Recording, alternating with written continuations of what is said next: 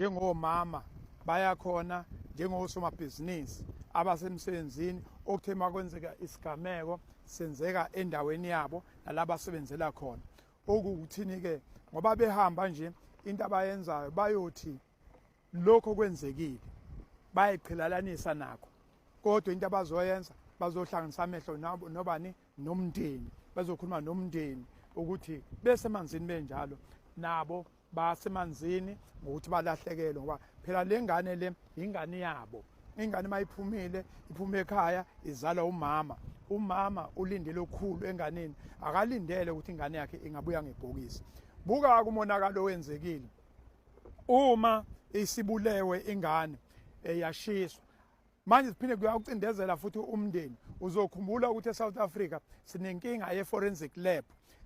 Ikhona i-forensic lab eGauteng, ikhona eWestern Cape, ikhona eEastern Cape. Asinayo e-fully function la eKZN. Zonke izinto zenzeka kuphi? Zenzeka eGauteng. Yikho-ke silindile kuqala leli sonto manje lesibili ekufanele ngabe sesingcwabile, kodwa asikancwabi ngoba kulindweni imiphumela yolibofuza. Sambe-ke siyongena ngaphakathi ekhaya sibone umndeni, sibebone ukuthi omama bengabambaphi kuze kufike usuku lokuthi kufihlwe ingane. I thank you.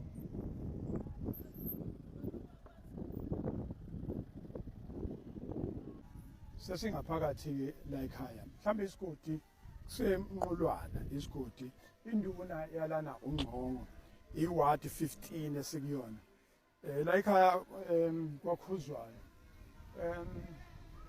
Into eyenzakalayo ke uzokhumbula ukuthi njengoba sike sasho ukuthi ingane yadutshulwa yasiyashiswa. Ukushiswa kwayeke kwasukuyaphoqa ukuthi ayizungcwatshwa ngesikhathi efanele ingcwatshwe ngaso. Kuzofanele ukuthi manje kulindwe imiphumela yolibofuzo. So la ekhaya kusho ukuthi-ke ma ubona leli tende, ubona abantu bengena kanje, basazongena kanje kuze kushaye usuku lomngcwabo. Njengoba obaba behleli lapha phansi kwehlahla, kusazohlalwa kanje, kusazohlalwa nje kanje kuze kushaye usuku lomngcwabo. Ukuthi-ke lufika nini usuku, imiphumela yolibofuzo ifika nini, udaba langolunye usuku.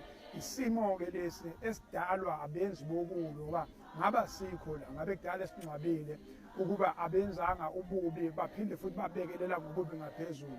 Omama-ke laba national bakaSantaco, inhlangano yamatekisi, bathi bengomama bazobhonga nabemswaneni, bazokhuza, bazozwelana nomndeni ngesimo esibi esehlile phakathi kwekhaya. Ingane iphume ithi iyozama kanti izobe isuka ngebhokisi, ingabuyi-ke nangebhokisi thokuthi ezinye iy'nsalela zayo seyisele ngendlela, ngoba ma umuntu eshisiwe asenazo isiqiniseko sokuthi somngcwabo esaphelele, khona ophisi abangasekho. Ezinye zezinto-ke wena menze ububi la ukhona asithembe ukuthi uyabona, mhlambe-ke uyasina ma ubona kunje uthokuthi abantu basakwazi ukungcwaba ngesikhathi, ngoba lokhu ungangcwabi ngesikhathi kwakhona kubeka itshe phezu kwetshe ukuthi umndeni uzolokhu ucindezelekile isikhathi eside. Siyazi ukuthi umama walengane bekuyiyona yodwa, uMthokozisi yona yodwa, qhwaba.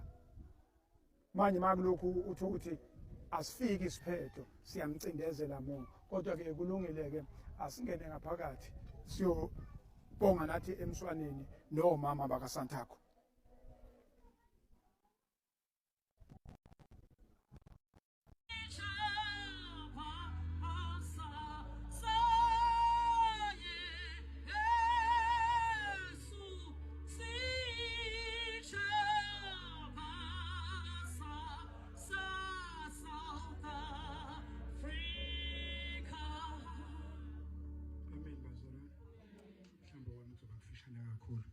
Ngicela ophethe iBhayibheli avule Isaiah 58 verse 6. Isaiah 58 verse 6. Lelo verse nje kuphela.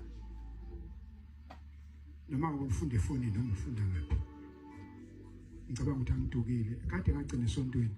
Kodwa lelo lona ngangiphume ngani phela esontweni.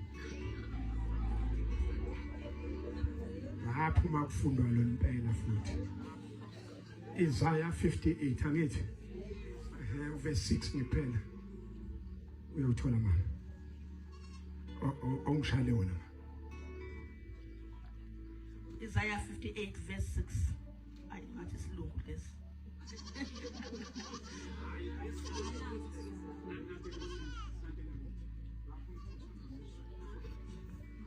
Isaiah 58 verse 6 ukuzila engikukhethileyo akukhona yini lokhu ukuthubulula izibopho zenkohlakalo ukukhumula izitilobho ejokeni ukukhulula abacindezelwayo nokuphula wonke amajokana amen ilelo nje phela isikhathi sekusona umthandazo wethu nomama babezothandaza la ekhaya umama Phumulo uhola ezakhe kuzokhulekela ukuthi qace kamaketango lapha kwenziwa khona iDNA ukuthi sesivumile ubesho mama sesivumile ake kushesheke lapha ezinye izinto ezicindezelayo into yami ke iyashintsha ishaya ngapha uhulumeni uyasishaya kulesimo eSouth Africa noma eKZN sine GBV ukuhlukumezana kwabantu izinga liphezulu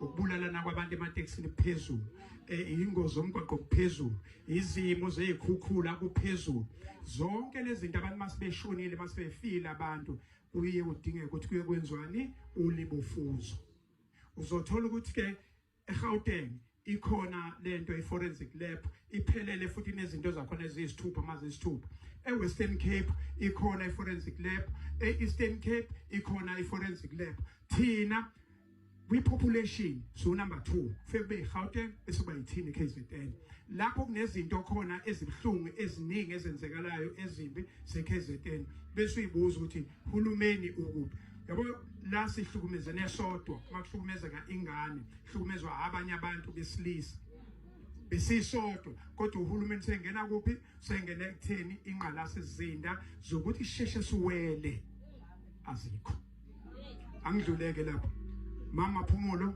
lana bheke kuwena wena uhlalo KZN Gauteng South Africa sibuka wena 21 March 1960 Sharpeville massacre kwangomama yayithi sibe iswehlula amadoda impi yamabhasi iswehlule kwaphuma omama ngicabanga ukuthi omama babe kubantu abawu 69 mhlambe ababhubha lapho kwaba khona abawu 108 abalimala lapho kwabe sekwenzwa i-state of emergency mama Phumulo khona enye incwadi kwakuMateyu 5 verse 13 no 14 nina noSawuti wezwe uSawuti odumele ulahlwa ngaphandle sihambe phezukwayo nina nokhanya kwezwe umuzi wakhe entabeni isibane sokhelo sabekwa phezulu kwetafula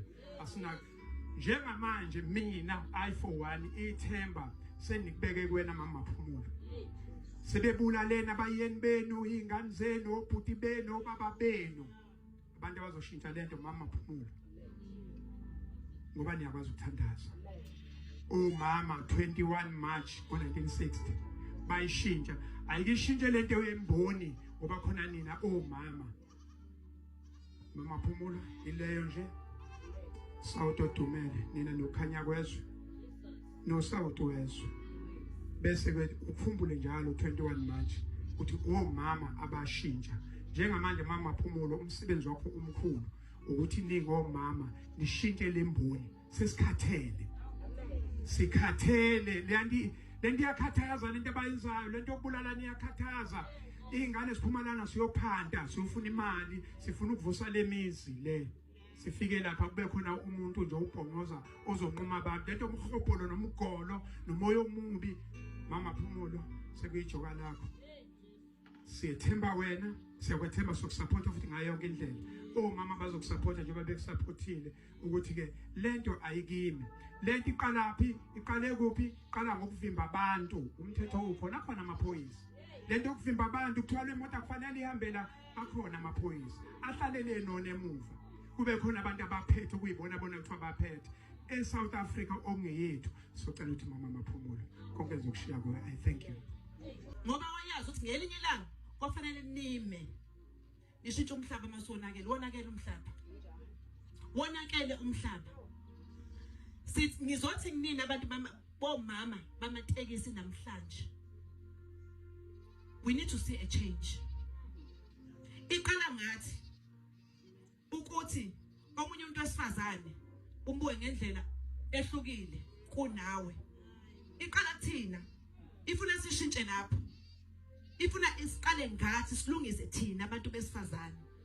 Embonini yamatekisi angathi ngikhulumela abafazi embonini yamatekisi ngisho njalo. Iqala ngathi ukuthi asizilungiseni thina ukuze sikwazi ukuthi silungise indawo uNkulunkulu asibeke kuyona. Ngoba mina kulona iphutha ukuthi namhlanje ngimiphambi kwenu. It's not a mistake. Angikwazi ngisho ukumblame uNkulunkulu ukuthi uNkulunkulu wangifakelani la. Mina ukuba la ngidlule empini. Ngidlule empini ezinkulu. Amadoda engixoshe ngikhipha. Ehlukanisa ngisho mama phakathi. Uthi mangiqhamuka mama bahlehla ngoba basaba amadoda athile. Ngoba kunamadoda ahlala ebuholini, ahlala ukuhlukumeza abantu besifazane. Alekelelwe abantu besifazane ebuholini bemboni yamatekisi. Angithi ngiyanitshela namhlanje. Usizakale ayikho indoda yokuthanda itaxi ngene indoda yakhe indoda yakhe ilese yafa.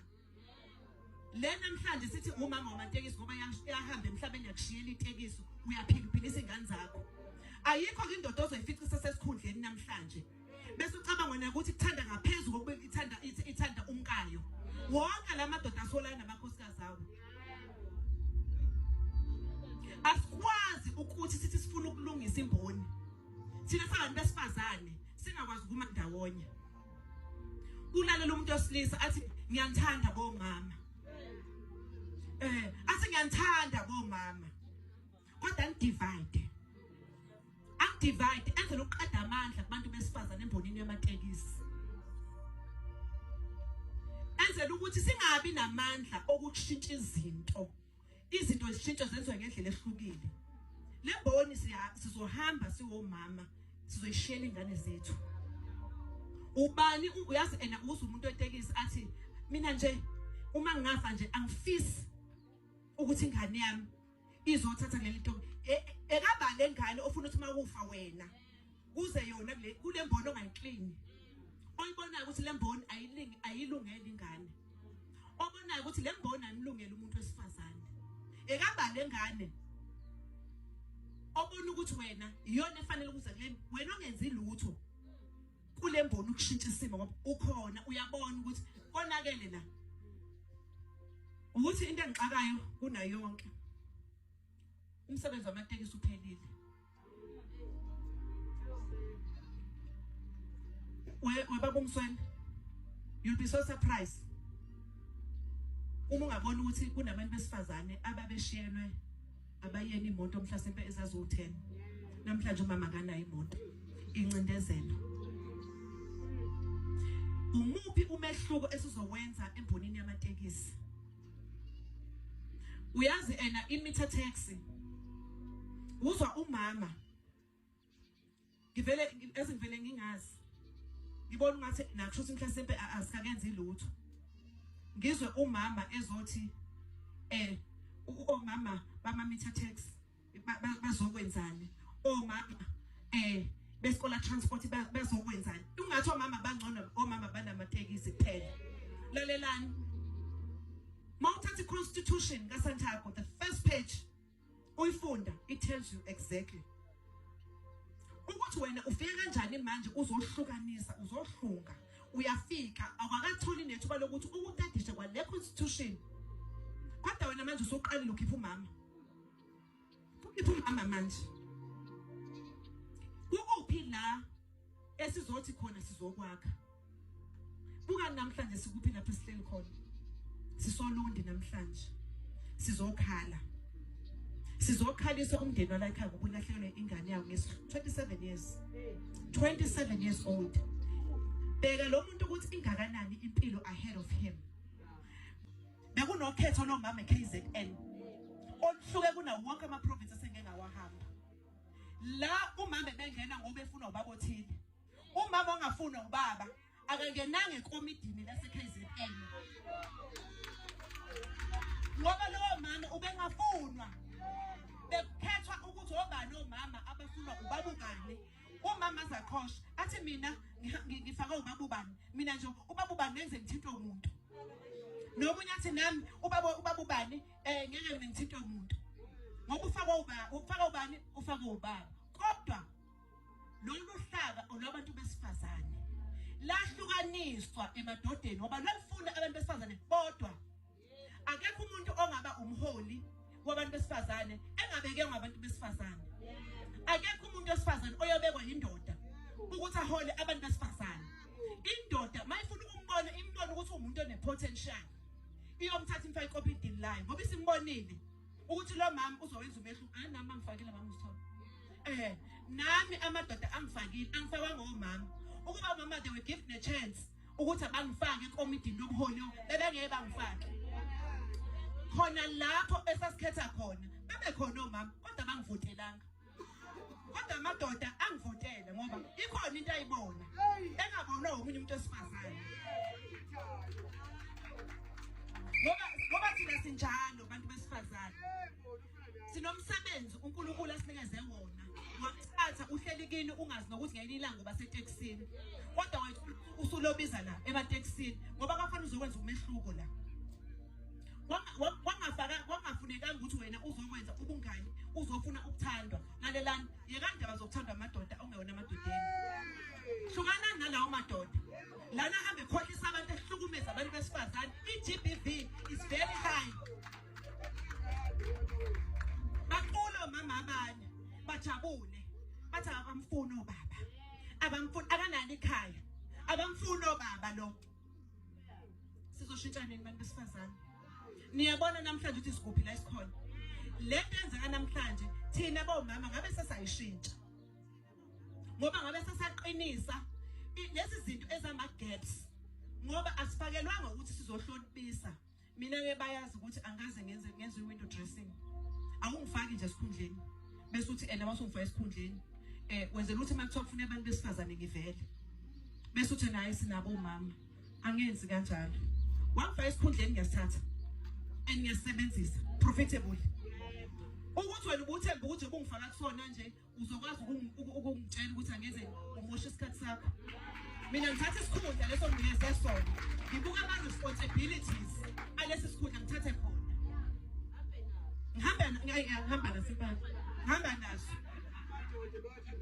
So ke ngizothi ngini nabantu besifazane kushintshana asikwazi ukuba nama incidents la njalo ukuthi makufa abantu fanele sichaze emhlabeni wonke ukuthi asinasi isandla. Sifanele sivume namzwana singenzanga. Ngoba sithi thatha responsibility mndeni. Asenzanga ngoba abenzi bobubi asikakabazi ukuthi bawobani. Kodwa ngoba sithatha responsibility sikwi public transport. Siusantako, si-Apex board. Siyavuma ukuthi sizoyithoba phambi komndeni sothi alehlanga lungehlanga. Siyaxolisa siwubuholi siwomama bemboni yamatekisi sizoxolisa kini namhlanje sizozithoba sizozehlisa ukuthi sicela enhlizweni zenu nisixolele ne South Africa as a whole isixolele. Siyaxolisa South Africa. Akuyona into esifunayo akuyona into esifisayo. Akekho umuntu ofisa ukubona ingane noma ingaba ngisho isitha sakho ibulawa ishiso. Akekho umuntu wesifazane. So siyayithoba kakhulu emndenini. Sizoxolisa sizothi akwehlanga lungehlanga. Sishanjale mini baba wethu. uNkulunkulu wethu anenduduze phelele. Baba wethu enesandla sakho. My God, sifika la ngafiki khona umuntu. Baba mini somemezela ukuthula kwakho. Somemezela induduze